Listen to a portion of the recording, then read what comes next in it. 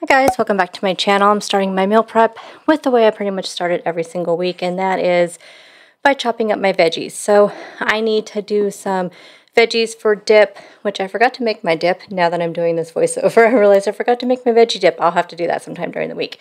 Anyways, I need my veggies to snack on throughout the week with my dip, plus for various meals through the week for making dinner and whatnot. I'm making some chicken chop suey.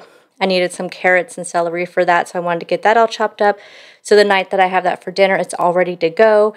Also needed some peppers chopped up for another one of my dinners for burritos and burrito bowls. So I like to get all the veggies that I need for throughout the entire week all chopped up and ready to go and prepped. If you do anything at all for meal prep, like I always say, do that one thing because I highly recommend it. It'll help you get through the week so easily. For my lunch this week, I'm going to be having, for one of my meals, going to be having some green chili chicken enchiladas. This is a recipe that I kind of modified only just a tiny, slightly bit. So I will have the original recipe linked down below, so make sure you check that out. But I did modify a little bit, and I'll tell you that modification that I made of it.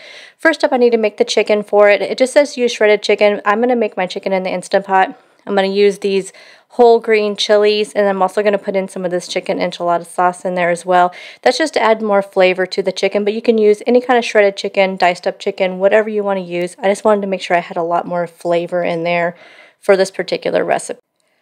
I have a poultry button on my Instant Pot, so I just pressed that button. It cooked for 25 minutes, and it was ready to go. For the sauce, what we're going to need is we are going to use cottage cheese and not plain non-fat Greek yogurt. If you did not know, if you combine these two, and actually you can also put them in a blender to make it smooth if you don't like that cottage cheese texture. I like cottage cheese, so it's no big deal for me, but any recipe that calls for like heavy cream or any kind of cream, if you combine cottage cheese, like fat-free cottage cheese and fat-free plain or plain non-fat Greek yogurt, you're going to get more of like that cream sauce consistency. So that's what we are doing. I did 1.5 of this recipe. So the original recipe makes 6 servings. I wanted to make 8. So I am doing 1.5 cups of plain non-fat Greek yogurt, 3/4 of a cup of cottage cheese. I'm going to mix that up, and then I'm going to add in some diced green chilies as well. I needed 8 ounces, but I only had the 4-ounce can. But also what I'm going to do with this is I'm going to add in some of this green enchilada sauce. So you guys, this week I shopped my pantry. So I had a ton of enchilada sauce. I had a large can and a small can. So that's why I used most of the large can in the with the main chicken, and then I'm going to use this one in here. So I just ended up using about 2 ounces of this can, and I just wanted to add some more flavor to this because when I just did the green chilies and the yogurts, it didn't have a lot of flavor to me. So I just added in that and just kept tasting it until it came up with the right flavor. For the chicken portion, I have the chicken. I took out those whole green chilies that I cooked the chicken in and chopped those up, and then I also took more of the enchilada sauce and added it in there. We also need some cumin, we need some garlic powder, and some chili powder, and some pepper. So I am using 1.5 teaspoons of cumin, 1 teaspoon of chili powder, and 1 teaspoon of garlic powder, and then also just some black pepper. Gonna mix all that up, and now we're gonna add in more of that dairy. So we're gonna add in 1.5 cups of fat-free cottage cheese, and then 1 cup of plain non-fat Greek yogurt. Yes, this is very dairy heavy.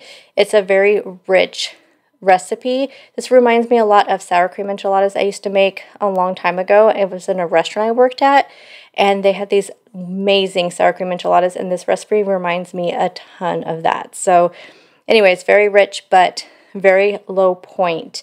So we're going to mix all this up, and then we're going to start assembling our layers. So I'm using these fajita size carb balance mission tortillas. I'm going to be using 12 of them. So you just want to do your first layer, spray your pan with cooking spray, of course. We're going to put our first layer of tortillas down. Again, do whatever you need to do. I did 6 on the bottom and did another layer and then just repeated those layers. So I had 6 on the bottom. I added my chicken on top, and then just did the next layer and repeated my layers over again. So I put my half of my chicken on there, and then I'm going to put just 1/3 of the sauce on there, and then because we're going to top it with the sauce at the end. So we have 1/3 of the sauce, put more tortillas on there, put the other half of the chicken on there, and then you're going to top it with more tortillas and the sauce. So you're just going to have your layers on there. Again, the original recipe will be linked down below. And then once this is all ready to go, we are going to put it in the oven. You're going to cover it with foil, put it in the oven for 30 minutes.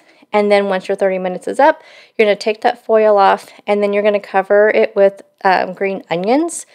And then you are going to cook it for 15 more minutes. And at this point, if you want to add cheese to it, you can.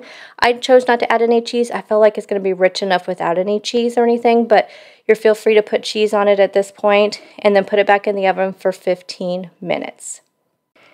Now, the recipe clearly said to make sure that you refrigerate this for 1 hour before cutting, or it's not going to stay together. I let mine just chill on the counter, and then first to get it all chilled, and then I put it in the refrigerator for about an hour and a half or so until later on in the morning. And then I sliced it all up into 8 pieces. I did it as equally as I could, so I have 5 of them here, but I ended up doing 8. So I take lunch, and then my son takes lunch to work. So I make the meal preps for both of us, so that's why I make so many. I found this next recipe on an amazing Instagram called Lex Loves Food _ and her name's Alexis, and you should check out her channel. I will link it down below. Is it called channel on Instagram? Check out her page. I will have a link down below. That's where you can find the recipe. Her recipe is going to be on her main profile page, and you're going to see her highlights, and it says mini loaf cakes. That's where you're going to find the recipe. I get a lot of inspiration from her, so let me show you how you make her mini loaf cakes. So first up, we're going to do 1/3 cup of pumpkin. You don't only need to have pumpkin in the fall, you guys. We can have pumpkin anytime, and it's 0 points. Then we're going to do, and I just use 100% pure pumpkin. Then we're going to do 85 grams of no sugar added apple pie filling. This is the only kind I have in my town, is this Comstock. It is 1 point for the 85 grams, which is 1/3 cup, which is a serving size. We're going to do 1/2 cup of wheat bran. This is the kind that I have, is from Bob's Red Mill. I got this at Safeway, super affordable. You can also get it off of Amazon if you can't find it in your store, but check out Safeway. I'm going to do 1 scoop of protein powder. I didn't know if I could find, if I had an extra bag of protein powder. I put my protein powder in this little container, but the one I use, I'll show you here in just a second, is I use the ISO Pure Unflavored protein powder. It's 100 calories, only 1 point. It's 25 grams of protein. I get it either at Walmart, or I also get it off of Amazon a lot of times. Here it is. This is the one I use. It's really good for baking. Love to use it. It's unflavored, but you could also use like a vanilla flavored one, whatever you'd like to use. Also going to need 1/4 teaspoon of baking powder.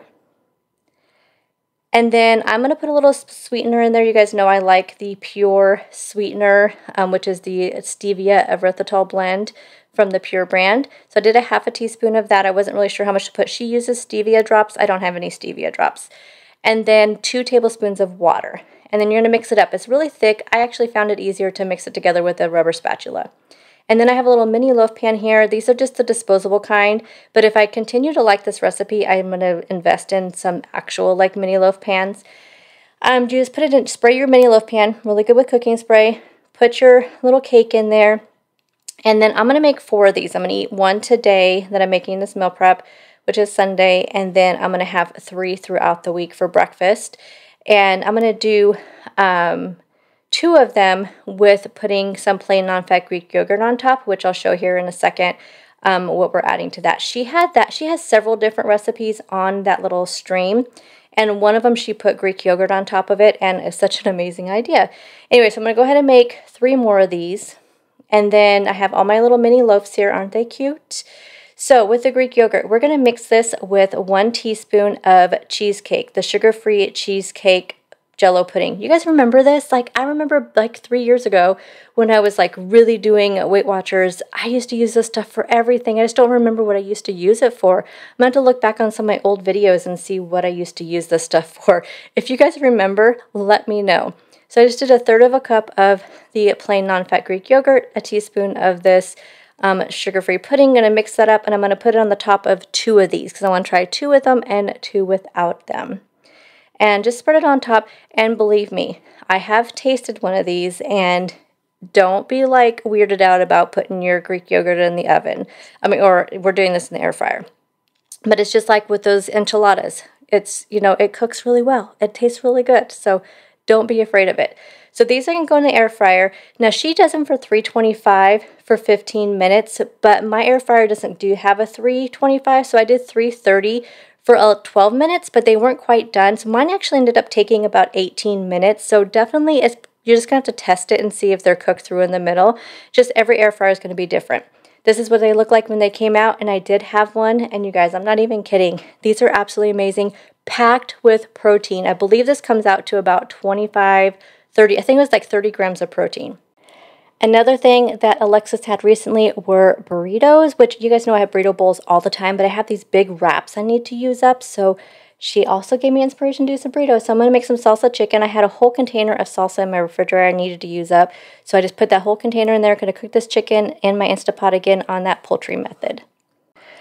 I know I've showed you guys this recipe many times. It's not really a recipe. It's just how I do my cauliflower rice that I use for my burrito bowls or also for my burritos.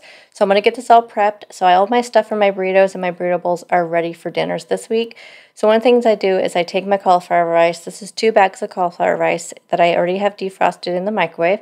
I'm just going to cook that down until it's almost a little bit crispy on the bottom. I just used a little bit of cooking spray in my pan, and I'm just going to cook it till that moisture is gone. That's what I do with this. Like I said, you guys have seen this a million times.